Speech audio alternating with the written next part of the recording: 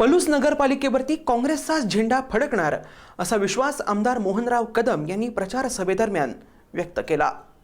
एकसंघ राहिल्यानं काँग्रेसचा पराभव कोणीच करू शकत नाही। पलूस नगरपालिकेवर काँग्रेसचा झेंडा फडकणार असा विश्वास आमदार मोहनराव कदम यांनी प्रचार सभेत केला।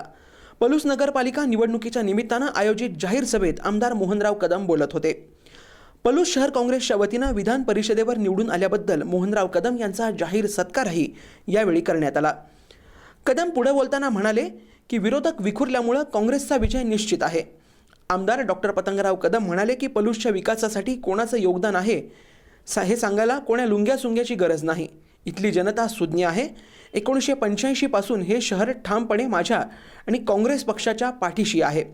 तितक्याच ठामपणे या गावचा विकासही केलाय। विकास म्हटलं की कदम हे गणित आहे।